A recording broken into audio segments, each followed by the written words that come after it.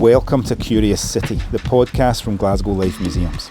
I'm David Scott, and this is how it works. In each episode, we travel across the city, discovering objects from our collections that link up in surprising ways. For our episode today, our team have been out at museums and locations around the city, uncovering the stories that surround us. Who knows where we'll go and what we'll see this time? As our guest this week, we welcome broadcast journalist and television presenter Rona Dougall. Rona, welcome. Thank you so much. It's great to be here, David. Great to have you. Rona, can you tell us a little bit about yourself? As you said, I'm a TV presenter and a journalist, first and foremost. I started out in local radio in Edinburgh, and then I went on to be Scotland correspondent for Sky News for many, many years, more years than I care to remember. It was really interesting, travelling around Scotland, covering all sorts of stories. And then I moved into TV presenting, presenting Scotland Tonight. And I'm never going back to reporting, can I just tell you that? Because I used to get so fed up of standing doing weather stories, and now I'm in a nice cosy studio. There's no going back. So it's usually you who's asking the questions. How does it feel today to be on the other side of the microphone? It's horrifying. I don't like being interviewed. Well, no, you're making it very easy for me, David, but yeah, I'm usually the one asking the questions. You feel more in control. And also, I'm an incredibly nosy and curious person. My producer, Stephen, keeps saying, "You're so nosy, Ron." I'm going, well, of course I am. I'm a journalist. Why do you think I became one? So, yeah, eternally curious about people. And, but I'm enjoying this. Rona, before we say where we are, can I ask, are you somebody who likes a museum? I love museums.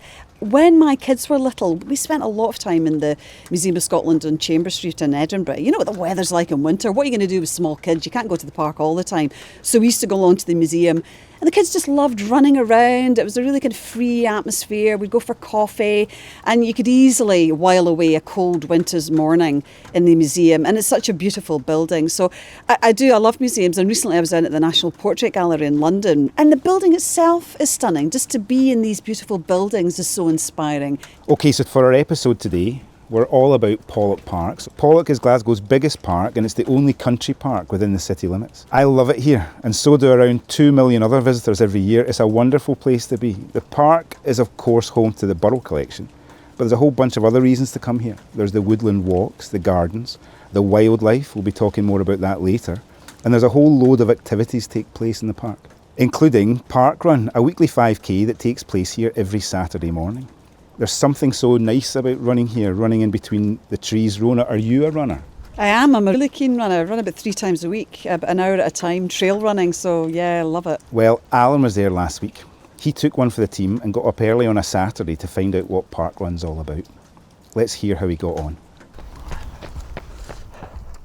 It's early Saturday morning, a sharp 6 degrees. I'm in Pollok Country Park, where it's slowly coming to life with dog walkers and early morning runners. I'm outside the Boar collection, where a little while from now, a weekly event called Parkrun takes place. It's a 5k race, which goes through Pollok Country Park.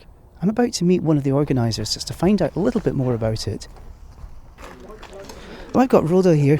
Okay, so today I'm the run director. I'm one of the regular volunteers at Parkrun. Your experience here in Pollok, this is a really important parkrun in terms of the history of it. Yeah, so Pollok Parkrun is the very first parkrun in Scotland.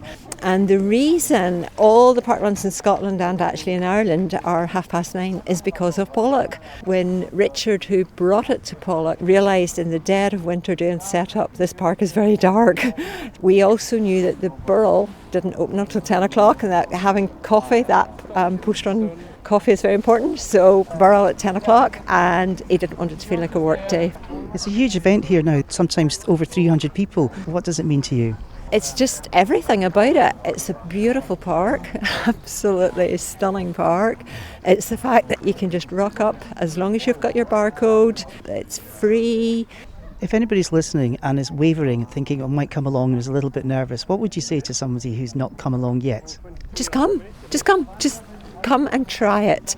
Until you try it, you don't realise really what you're missing out. Rosa, I know you're rather busy right now, so thank you so much for taking a moment. You're welcome. Come and be a part of the parkrun. It's great. Thank you. Thank you. So I've got a couple of runners here just now. Hi Jill, thanks for speaking with me. What gets you here on a Saturday morning? I've got a half marathon next week, so I've been going to the park runs and they've been motivating me to get into running and just kind of getting into the rhythm of things. Where's your half marathon?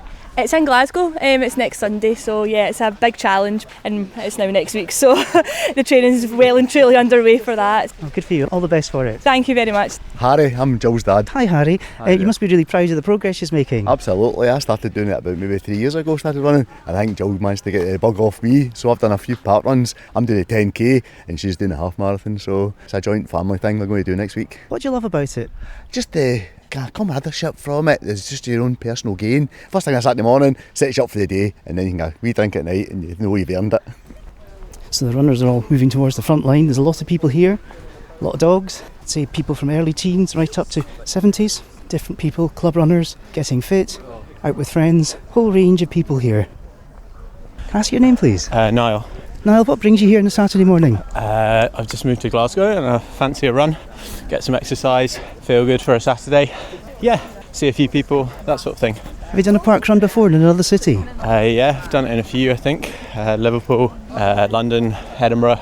Yeah, a couple. Are you aiming for a PB today? No, because I haven't got my watch, so... That's a good excuse. Yeah. Have a good run. Thank you, thanks. Cheers, nice one. Good morning, Pollok Parkrun. What a beautiful morning. I'm telling you, it's gorgeous out there as we were doing setup. Do just be careful when you're running, keep to the left at all times and be mindful of other park users. Welcome to our visitors, some who have come from deepest, darkest South England, but they're welcome.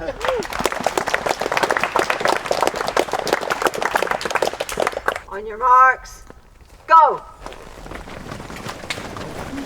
I can see dogs on leads, I can see people pushing prams, all sorts of people from different walks of life, different age groups, categories. You've got your fast club runners, you've got people who are here for the first time and just walking it. Everybody's welcome. How did you go? I was going good and then I went the wrong way and I got overtaken by an extremely fast, probably 13 or 14-year-old girl who was impossible to catch. So, you know, tried my best. Have a good day. Thanks. Thank you. If you were to say to somebody who's not been here before, Kay, what would you say to them to encourage them to come along? I think it's kind of good for everyone because people walk it, people run it, some people try and get a good time, some people just enjoy jogging around, and it's like a really nice route, like through the woods and everything, like it's lovely scenery.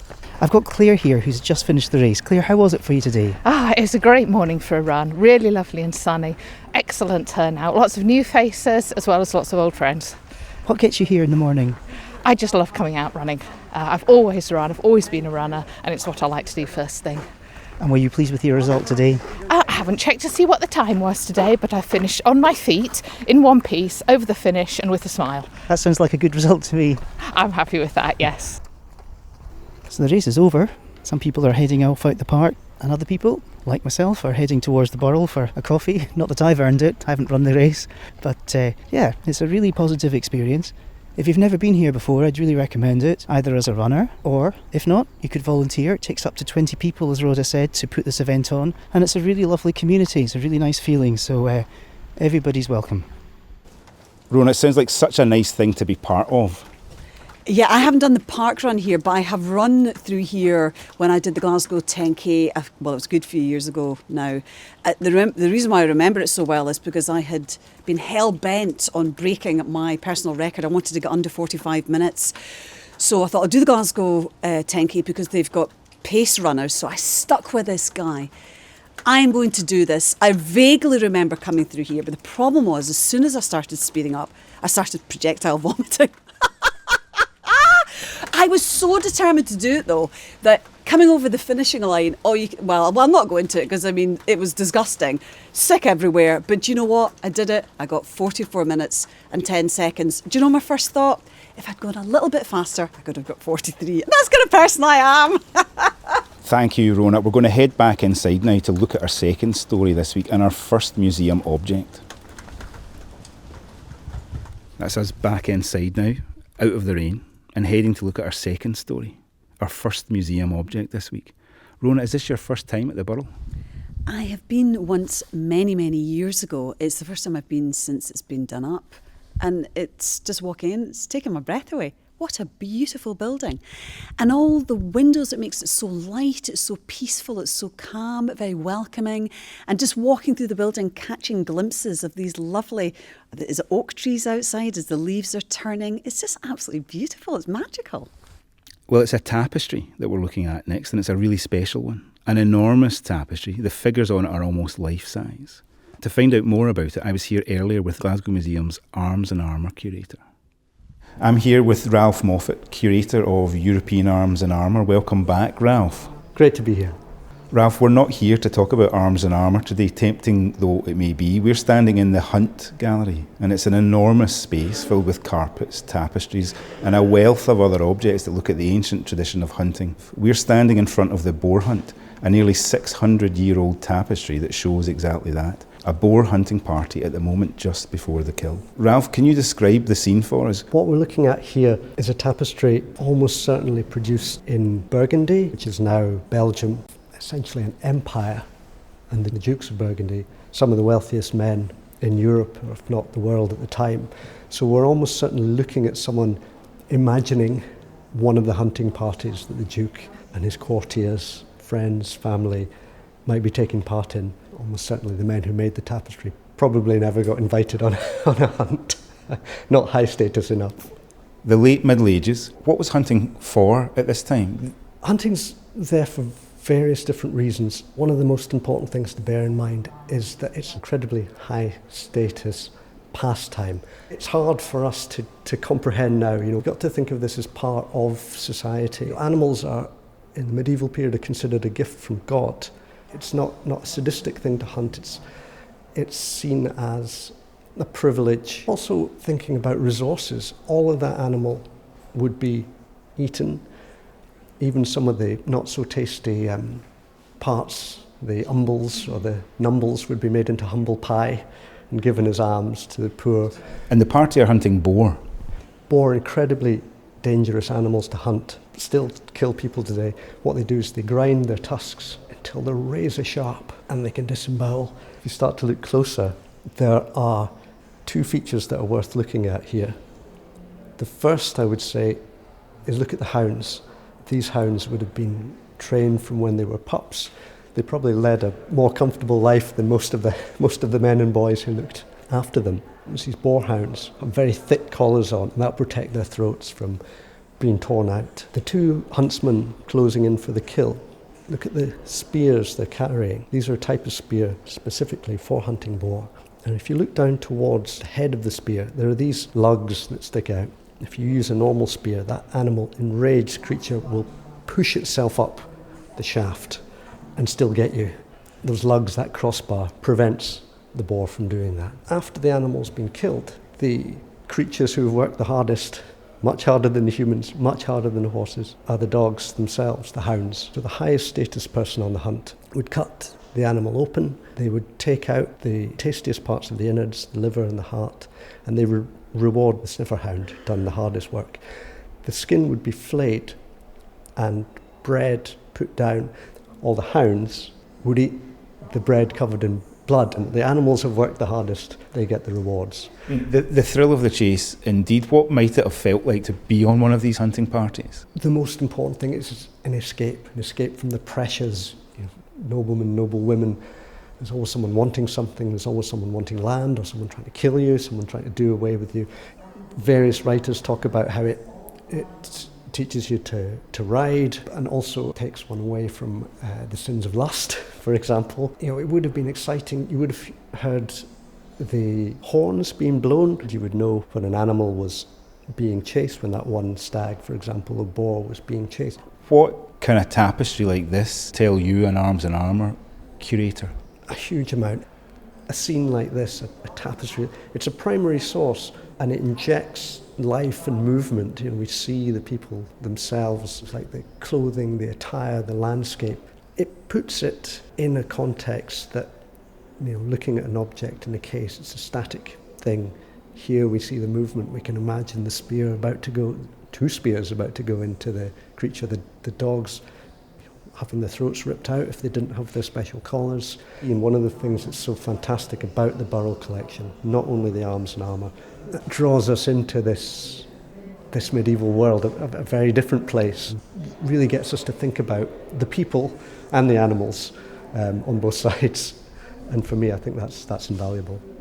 Ralph, thank you. It's been a pleasure this morning. Absolute pleasure. Thank you for having me. Fascinating. And I love talking to Ralph. He always gets me looking at the collection in different ways.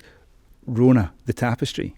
It's absolutely beautiful. I mean, the size of it is quite breathtaking.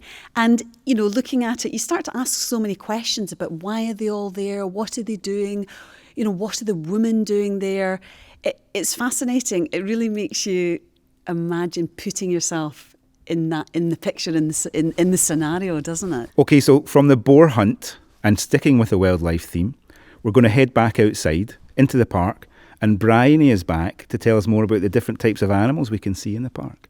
And it's not all about Highland cows. You can find all kinds of animals in the Burrell collection, from cats and dogs to sheep and cows to camels, lions and dragons. And there are all kinds of animals outside the Burrell collection as well. Pollok Park is teeming with many different species of wildlife, as well as the famous Highland cows. I'm here with Lindsay and Hannah from the Countryside Rangers to find out more. Okay, so would you just like to introduce yourselves and tell us a bit about what the Countryside Rangers do here in the park and what you do in particular? Hi, I'm Lindsay Torrance. I'm one of the Countryside Rangers based here at Pollok Country Park. And as a Countryside Ranger, I'm here really to try and get as many people outdoors as we can. That will range from school groups, nurseries, college groups, anything that we can do to get them to come outdoors. I'm Hannah Walsh and I'm an agricultural livestock apprentice here at Pollok Park, so I'm learning how to look after the cows and make sure all their welfare needs are met. I'm also learning how to maintain the fields to make sure the cows have a good quality of food here, and just make sure that the public, if they have any questions, we're here to answer them about the cows, and just make sure that everyone's here to enjoy them. So what kind of wild animals can you see here in Pollok Park? We have a reasonable population of roe deer, foxes. There are badgers a bit further around the park, nothing quite inside. It's quite busy. We obviously get a lot of visitors here, a lot of dogs, so that can have an influence on what we expect to see here. We have a lot of bird life in the park, and we also have otters that have come back to the river. I once thought they were a mythical creature like unicorns because I have worked here for 16 years. And I saw my first otter last year.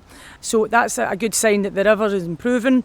We're seeing them coming back in here. So we actually have a full family of otters now living here. We've seen the adults and the young. You know, does any of that kind of change with the seasons, the kind of animals that you might see? Some animals, for example, hedgehogs, they will be hibernating. So come November, that's them. They're off to bed and they're not going to wake up until spring again.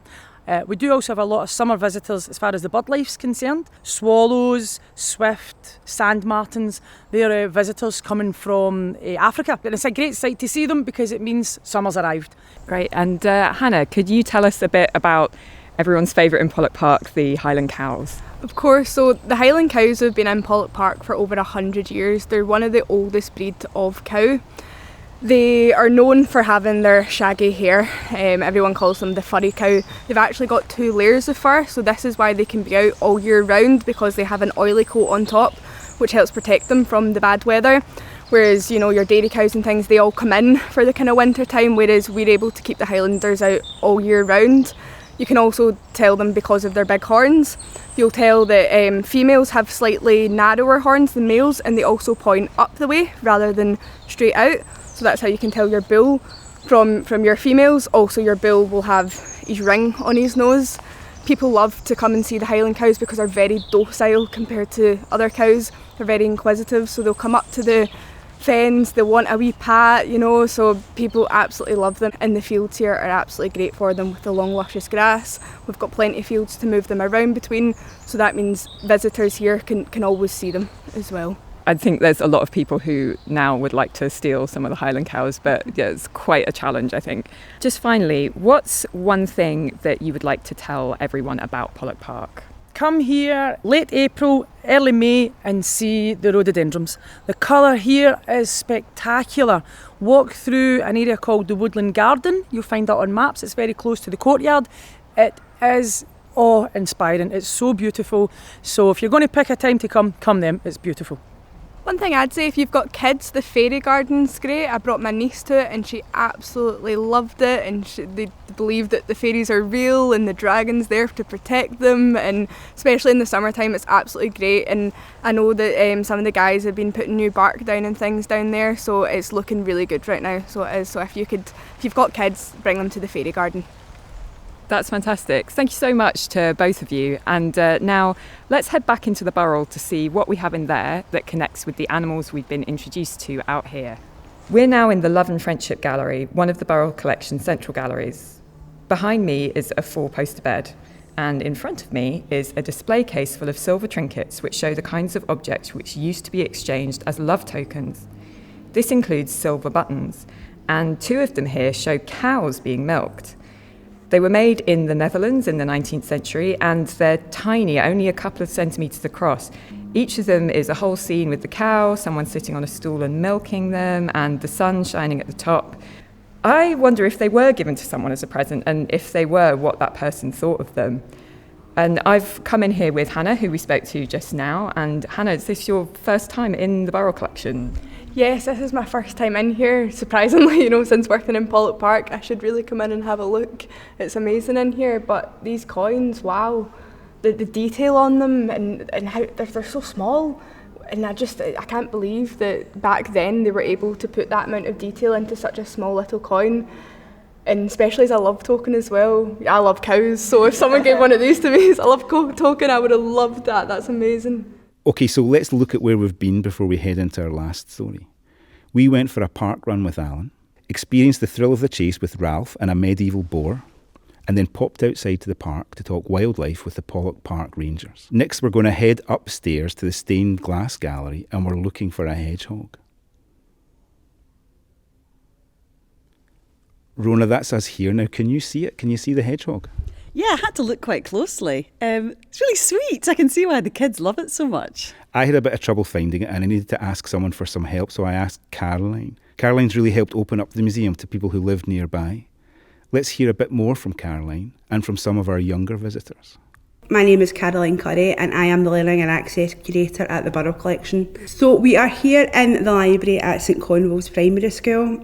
It's absolutely brilliant to be here and talk to 2 of their pupils about some of the animals in Pollok Park. Can I ask you first of all, can you introduce yourself? I'm Harry, I'm in Primary 7 and I go to St Conval's Primary School. I'm Heba, I'm in Primary 7. Can you tell people listening how we worked together before? We met before when we done a residency at the Burrell Collection for a week to do our schoolwork there.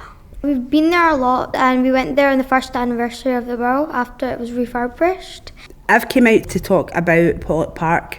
So do either of you, Harry or Heba, do you use Pollok Park a lot?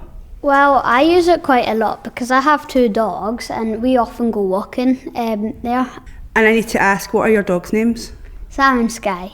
We go to Pollok Park a lot as well because my brothers, they love playing cricket, so it's got loads of greenery and it's got a nice clean field where we can play.